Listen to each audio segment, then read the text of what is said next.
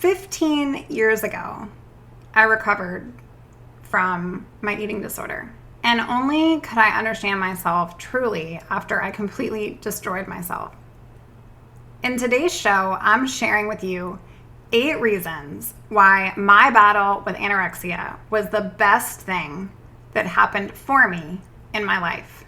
I want you to grab a notebook and pen today because I want you to hold on to these 8 things. When you're feeling deflated, when you're feeling confused, when you're feeling like recovery isn't going to happen for you. It's impossible to see what it's going to look like on the other side. But friend, these 8 reasons will give you hope and strength on the hard days. Let's go. Hey girl, welcome to the Her Best Self podcast. I'm Lindsay Nickel, former competitive figure skater and perfectionist, turned God-led imperfect boy mom and digital CEO. If you find yourself constantly thinking about food and wondering if you'll wake up one day free from the obsessive thoughts and behaviors controlling your life, then I've created this podcast for you because I know exactly what it's like to be a downright hot mess trapped in a destructive cycle of disordered eating. I finally found freedom, and you can too, girlfriend. So if you're ready to heal your relationship with food and body and break the chains of control and show up in your best health, then grab your favorite Tarjay journal and let's get to it so you can start living your best life as your best self. I get asked all the time by women battling their eating disorder, was recovery truly worth it? Has it been worth it for you? Like, would you go back and do it all over again if you found yourself in that place? If you found yourself relapsing, what would you do? Would you stay in that place? Would you do it all over again? Is recovery worth it? Has it been worth it? Are you truly happy? And I've seen so many women make the mistake of believing the lies that they're going to be in this place, that they're going to be miserable once they gain weight, or that they're never going to truly recover, or that recovery isn't for them, that they won't like their life, that they won't like their body. Some even believe it's just not possible. But today, I hope this show gives you some inspiration because that's just total BS. It's simply not the truth. First, I don't believe that things happen to us. In every season, there's a reason. And I believe that things happen for us. And so even on the crappy, awful days, even when we're stuck in a rut trying to figure out how we got here in the first place, even when you're sitting right where you are right now, trying to figure out the next step, I want you to know that I only understood myself after I completely destroyed myself. And maybe that's what it's going to take for you.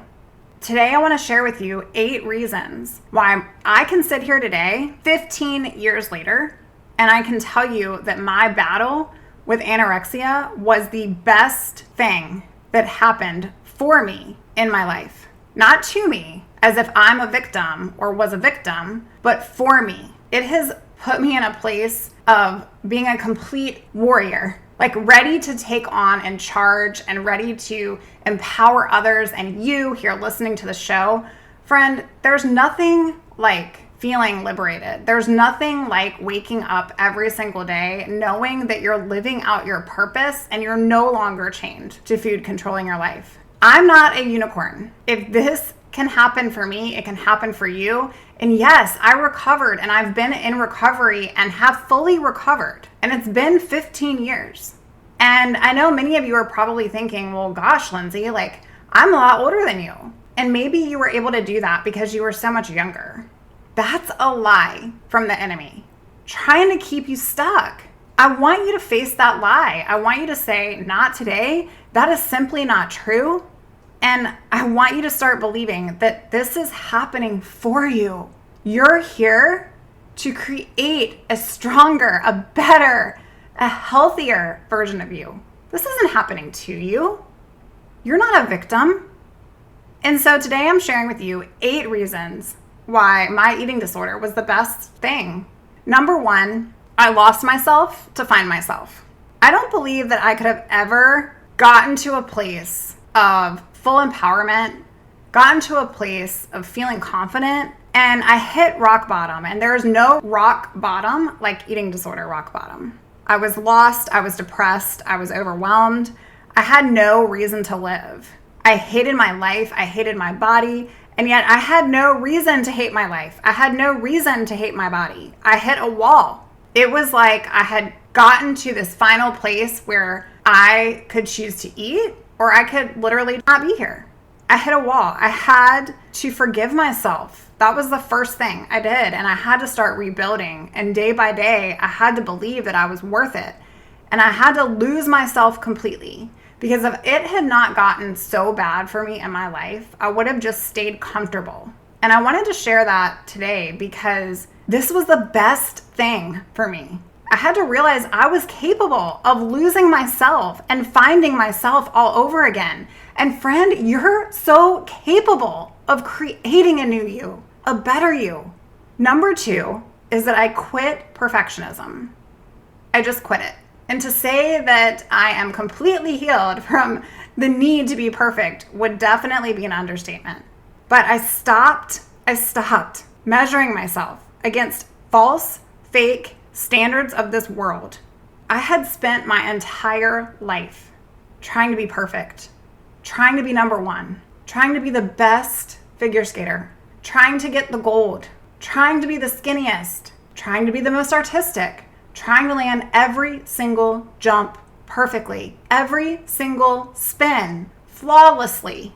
I spent my entire life trying to find perfection, trying to get to a destination that I had created in my mind that wasn't even attainable. It was exhausting, and I allowed it. And maybe you've allowed it too. Lay it down, sister. Quit it. You weren't meant to be perfect. You already are. Today, start believing in it. Because one of the best things that happened for me was that I realized I couldn't keep up. I had to stop. I had to be okay with the best that I could give. Because that was the best that I could give. And for you, maybe you need to hear that today. Stop trying to be perfect. You already are. Number 3, I learned to walk and talk in my truth. Like I legit began to use my voice and I started challenging my eating disorder voice that sat in the corner of my mind telling me not to eat this, telling me to restrict that, telling me that I didn't need this. And I challenged it. I did the opposite. And when I saw progress, I made it almost like a game. It was the more I could challenge her, the more I could tell her, no, I'm not listening to you today. This created momentum in my recovery. My voice became stronger. And girlfriend, when your voice becomes stronger, everyone better watch out. Because when you start learning to walk and talk in your truth, there really is nothing like it. There is nothing like it. And I've seen this in my own clients, and I've seen this and witnessed it in my personal journey. But one of the best things that happened for me in my life was that I realized that I have a voice, and my opinion matters, and my voice matters. And that little voice in my head was not the truth. And I could choose to believe it and stay where I was, or I could get myself out of it. It's time to use your voice. Number 4 is that I stopped giving away my power. I let go of what other people thought of me. And I truly stopped trying to please everyone else because I was miserable and everyone else seemed fine. And they were living their life. And I was stuck in mine. And I got to a point where I started creating healthy boundaries for me. If it didn't fit into my recovery, then it had to go. That was friends. That was a boyfriend at the time. That was sorority stuff that I had been doing and planning. That was literally everything in my life I had to evaluate. I stopped giving away my power, and I truly had to let go of what people thought. I had to stop caring. I remember at one point thinking, oh my gosh, what are people going to think of me when I've gained 30 pounds? What are people going to say when they see me? How are they going to react? You know what? Who cares? And I remember the day that somebody saw me for the first time after I had gotten myself in a better place with my weight. And I remember them just saying, Lindsay, you are glowing. Like, you are glowing. And my eating disorder voice wanted that to be a bad thing. And instead I was like, I've done so much work. I have recreated who I am. Thank you. I'm no longer giving my power away to other people's lives because they're not living mine. And if I want to live mine to the fullest, I have to do so for me. And I need to give a rat's you know what about what anyone else thinks. And that became more and more empowering. And then number 5, this leads to number 5, I found my people. Because during that time, really letting go of people that weren't serving me, I started getting support. And I realized that people in my life were either truly there for me and cared, or they were just there and in my business. I had someone very close to me during that time who said she wanted to get me help, but she really liked to see me struggle. It was like she enjoyed the pattern that she saw me go through so that she could help be the savior. And at the end of the day, I realized like who was really in my corner and who wasn't a fan. And you know what? It's okay. Not everyone is gonna be your fan. Not everyone is. It's important that you can start truly focusing on you so that you can believe you deserve it, because you do. And everyone around you that's for you and loves you will be there for you and love you through the process. Number 6 is I experienced the importance of health and strength. True health and strength. Sister, I had only up to that point exercised to have agility and endurance for skating, and over-exercised so that I could cut calories and burn as many as possible. And I didn't know what it was like to just exercise for health, to exercise for body movement. I experienced yoga for the first time. It gave me so much peace.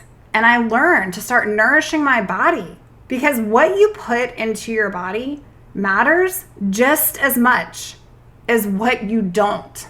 It matters just as much as what you restrict it. And so for me, my battle with anorexia was one of the best things, because I experienced that while I didn't cause it and I couldn't cure it, I could start getting myself out of it. I could start strengthening my mind and start putting myself in places and situations and around people and around professionals that were going to help me become the best version of me. And so when I really started thinking about my health, it was something that I just could no longer be okay with being stuck. I realized that I was the healthiest person in my mind and the most unhealthiest.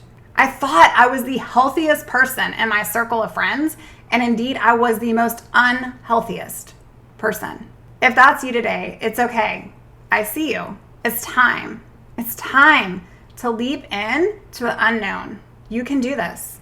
Number 7, one of the biggest reasons that I truly believe that I'm even here today talking to you on this mic is because I restored my soul and I surrendered to God, and He saved me from the mess that I was in. I was born into a Christian family.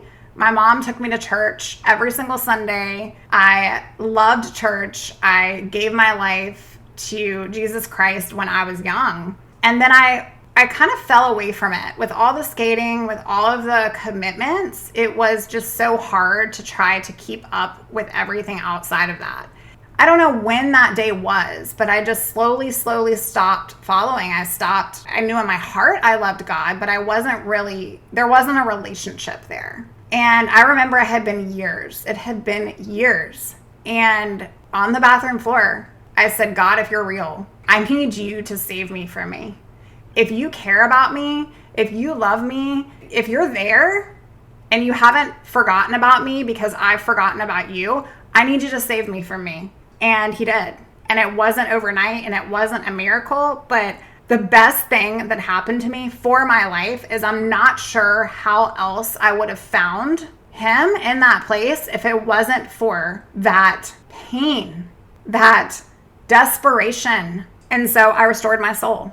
Lastly, but surely not least, is I became unstoppable. Friend, freedom can't be bought. Like health, there's no price tag. You can be the richest person in the world and not be free. Freedom for me was living an actual life without being imprisoned and chained to my eating disorder. I wanted a life free from the control and the manipulation and the bargaining. And I realized I was living in a free country with the most precious gifts to do, go, and be whatever I freaking wanted to be. And yet I was slaved to my own limitations in my mind and my thoughts and my beliefs. For me, it was worth fighting or truly worth dying for. And I became unstoppable. The same energy and power that led me from dieting to restricting and obsessing and controlling was the same energy that I started channeling to empower me in the other direction. I certainly became unstoppable. And still to this day, when I come up against any challenge in my life, I remembered if I can recover from an eating disorder, I can tackle the world. And sister, I want you to know that that is available for you too. Because sometimes the best thing and the worst thing can be the same thing. The only way you will ever change your life and escape the madness is to make real decisions. Your reasons are going to determine your results. And in case you don't have any right now in this exact moment, I've just shared 8 with you. And I hope that these 8 reasons will boost you along your way today. You will never live a life of freedom if you don't believe that you can become free, if you don't believe that you can deserve it. The best thing that happened for me in my life was that I had an eating disorder and I got to overcome it. And I understood myself only after I destroyed myself. And for me, that's been a privilege because not everyone gets to have the ability to create the best version of themselves. Not everyone gets to have the ability to completely choose and redefine who they're made to be and who they want to be. And Robert Adams says this truly well. There's only one decision that you need to make. You are either working at your freedom or you're accepting your bondage. Sister, I want to leave you with a question today. Actually, 2. What is your recovery worth to you? What is your freedom worth to you? You see, I don't believe that eating disorders happen to us. I believe that they happen for us. And when you can start living in the possibility that freedom is what you want, you will do any and everything in your power to get it. I hope that this episode has blessed your heart. Please share it with a friend. Go out and rate and review the show on Apple Podcasts and come on over to our private Facebook community. We are about to do a big giveaway. I'm super excited to announce some of those details to you soon. And sister, if you are looking for a way out, if you're looking to escape this madness, come on over and fill out a client application. You can do that at lindsaynickel.com. I'll get back to you within 24 hours and we'll set up some time to chat about how I can help support you as you become a warrior in this journey. Have a blessed day, and I'll see you next time. Bye for now. Oh, friend, thank you so much for letting me share what was on my heart today. My hope for this podcast is to help more women find freedom from food and body. If this has empowered or blessed you, let me know. I'd be honored for your rating and review of my show. And I'd love to connect with you in my private Facebook community. You really can move from perfection to purpose. Let's break the chains together. I'll help navigate the way. Until next time, bye for now, girl.